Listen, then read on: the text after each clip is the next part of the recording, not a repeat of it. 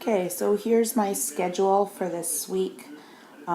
We do have a number of visits, so that makes things a little bit different, especially on Tuesday and Wednesday. These will not be full day visits, they'll just be for a portion of the day, but you can see that it will be a little bit different on those days. And then Thursday is also the day where we will be celebrating Valentine's Day. We're not having a huge celebration, but I'm going to give the kids some control over how we celebrate it. So, anyways, just so you know, if you do have any Valentine's or things that you wish to bring in, that would happen on the Thursday. Oh, excuse me, and Friday is a PA day, so no school for the students. Okay, so for language this week, on Monday, we're going to look back at finalizing our jobs, which links to the concept of roles and responsibilities. And we're going to look at what could be the names for the possible jobs, really focusing in on the letter sounds to write down the names. We're starting to hear more of the sounds in the words, stretch them out, look at some of the syllables, ties in with the whole concept of phonemic awareness. So now they'll be able to apply that in their writing, and really focusing in on the needs inside as well as outside of the classroom, and making sure that everyone has a role to play. And then on Tuesday, we're going to try to find some similarities and narrow down the job choices, and then look at some graphic organizers to help to kind of describe those job titles. Because that's a problem that even the students pointed out, is what they think and what needs to be done will be different. So being able to really highlight what they need to do, this will certainly help with organizing the ideas, sharing them in pictures and videos, so that those that are not at school will know what to be expected. So we'll look at, we have some different tools that we can use for pictures and videos. So as the students start to finish creating their organizers, they can also look at how to share them. Okay, and then on Wednesday, we're going to look at our Valentine's Day plans. So I want the students to take some control over it. Some have already done some thinking, but now we're going to look at what are the language, math, and celebration types of activities that we'll be doing. What do they want to do? How would it tie in with some of the concepts that we're working on in class?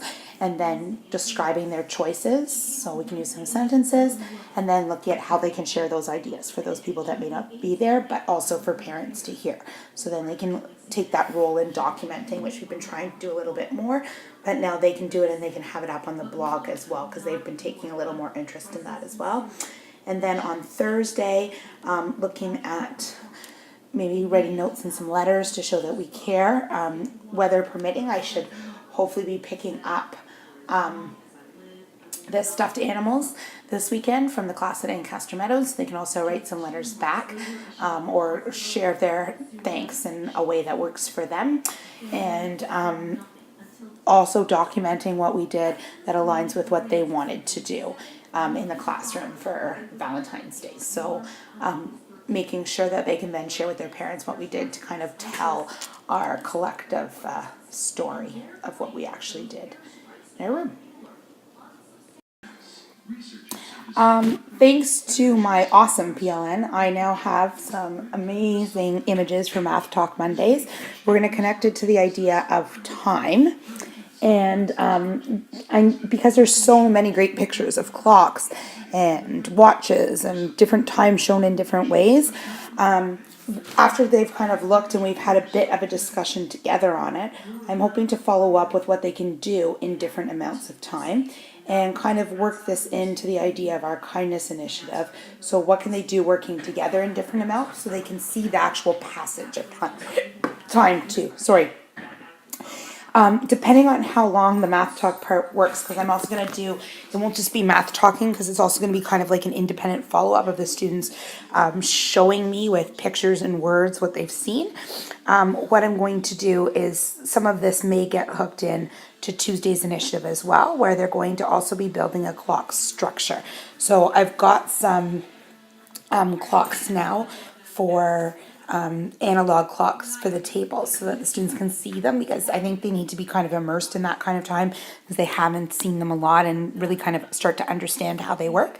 So what I want them to do is use materials in the classroom to build a structure to keep the clock upright and steady, and then use the iPads to videotape what they did and talk about the reasons that they chose to create it in the way that they did.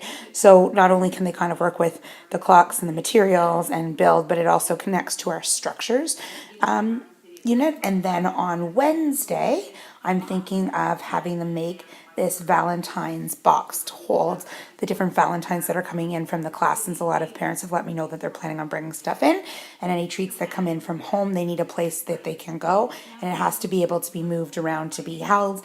And then again, we can still kind of look at this whole idea of symmetry, because I think we still need to review why to use it and why not to, and if it matters in certain situations. So this might be a nice little math tie-in as well. And again, having them videotape what they chose to do and why to help document their learning. And then on Thursday, looking at some of the Valentine's math learning designed by the students, because they're going to do that, that also align with the expectations. And then some of these different building initiatives can also work in as well as even just things like counting the number of Valentines, the number of people in the classroom. There's all kinds of different activities there that can also be put into place, but I know that the students have some ideas planned as well, so I want to be able to kind of honor their voice in that way too, and then look at the math learning that comes out of that too, and giving them kind of a chance to do some of the designing for that math learning. Okay, so the other thing for this week is we're going to introduce these kindness catchers. So catching kindness every hour. So that will also help tie in the actual idea of the clocks. So they have to watch for every hour. So I can do a little bit of instruction regarding that. And the next day, giving them a chance to discuss what they've observed and add their piece to the class blog. So this is where we can kind of introduce in a small group some different apps, some of which they've used before, some of which they haven't used before, to give them a chance to share a little bit about what they've done. And this could even become one of their responsibilities too. So it's something that gives them a chance to take some responsibility in the classroom, and they each get one photograph each hour for it as well. So they can choose which ones get showcased. And that's also when we can start to look at what happens at different points in the day, because this also ties in with clocks or like events that happen at different points. So now they've got a chance to not only see what's happening in the classroom and kind of document what's happening and have a voice on there, but also seeing what's happening at the different times of the day to become more aware of those times as well. And with absences last week, we didn't really get to these Three Bears play, so I kind of switched around our shared reading for last week. So I'm hoping to then do that this week. I'm hoping for change, hopefully in attendance this week, and then we'll be able to get into our Three Bears play as well.